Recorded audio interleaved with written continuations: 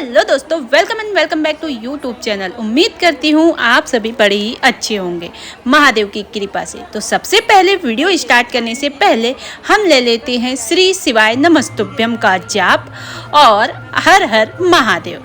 तो आइए चलते हैं कथा की जानकारी देने के लिए। मैं आपको हमारे राजनांदगांव छत्तीसगढ़ हाले कोसा की जानकारी देने के लिए आई हूँ। आप लोगों को पता ही है, इंटरनेशनल पंडित प्रदीप मिश्रा जी के मुखाग्र से होने वाला है छुरिया हाले कोसा में कथा, जिसका डेट है 4 जनवरी सन 2025 से आपका 10 जनवरी सन 2025 तक होगा, जिसका समय आपका 1 बजे से 4 बजे रखा गया है। कोई भी आपके समय में हेर फेर होता है तो मैं आपको ज़रूर जानकारी दूंगी। अब एक बात मेन पॉइंट आती है कि हम कथा स्थल तक कैसे पहुँचे। तो आइए सबसे पहले हम आपको जानकारी देते हैं कितने किलोमीटर है, कैसे आना है, क्या करना है, क्या क्या व्यवस्था रहेगी, क्या क्या है, सब चीज़ मैं आपको बताती हूँ।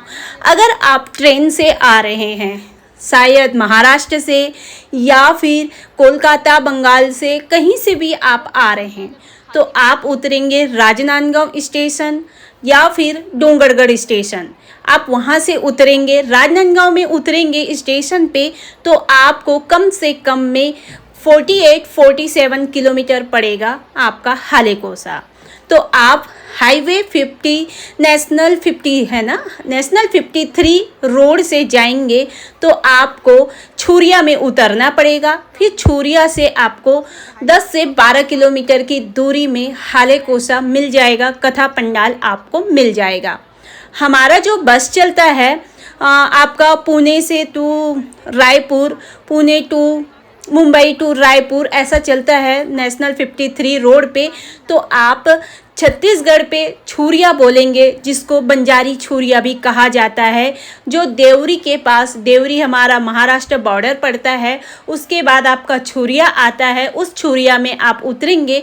उसके बाद में कथा के टाइम पे जो भी ऑटो रिक्शा टैक्सी जो भी रहेगा, उसके थ्रू आप कथा पंडाल पे पहुंच जाएंगे। कम से कम में आपको 12 किलोमीटर पड़ेगा।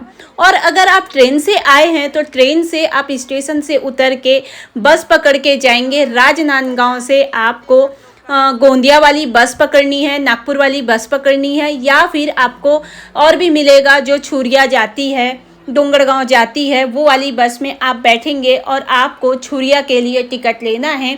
छुरिया में उतर के आपको टैक्सी ऑटो जो भी है वहाँ गाड़ी लगी रहेगी। शायद टाइम पे बस भी चलता है, क्योंकि हाले कोसा एक अंदर गांव में है, जो पूरा कंटिन्यू बस नहीं चलता, टाइम पे चलता है। तो इस तरीके से हुई आने की सुविधा। अब उसके बाद में आपको कथा पंडाल पे रहने का, खाने का पूरा फुल व्यवस्था रहेगा। थोड़ी सी ठंडी भी ख़त्म होते आ गई है, फिर भी मौसम का कोई भरोसा नहीं रहता, कब पानी गिर जाए, कब ठंड बढ़ जाए, कब तूफान आ जाए। तो आप अपने शरीर, अपनी तबीयत, अपने बच्चे, अपने बड़े बुजुर्गों को ध्यान में रखते हुए अपनी फुल व्यवस्था करके आएंगे, क्योंकि लाखों की पब्लिक आती है और आप बोलेंगे जो कथा करा रहे हैं वो हमारे रिश्तेदार हैं, हमारे परिचित हैं, तो हमारे लिए व्यवस्था करके दे देंगे। उनके लिए सारे शिव भक्त परिचित है, सारे शिव भक्त मेहमान हैं, सारे शिव भक्त भोलेनाथ हैं, तो वो सबके लिए समान व्यवस्था करेंगे। तो आप अपनी परिचित, अपनी रिश्तेदारी को साइड में रख के आइए और भोले बाबा जी की कथा श्रवण कीजिए। अब आती है रही बात कलश यात्रा की। तो यहाँ पे कलश यात्रा 3 तारीख को निकलेगा और कलश निकलने का टाइम है सुबह 10 बजे। आपको जो भी जैसे पोशाक पहनना है, भगवा रंग हो गया, पीला कलर हो गया, लाल कलर हो गया, कैसो भी हो आप पहन के आ सकते हैं। 3 तारीख को कलश यात्रा निकलेगा। उसके बाद में 4 तारीख को कथा शुरू हो जाएगी, जिसका समय आपका 1 बजे से 4 बजे आस्था चैनल पे, फेसबुक चैनल पे, यूट्यूब चैनल पे आपको सभी पे सुनने को मिलेगा। अगर आपके पास आने की सुविधा नहीं है तो आप ऑनलाइन ज़रूर सुन सकते हैं।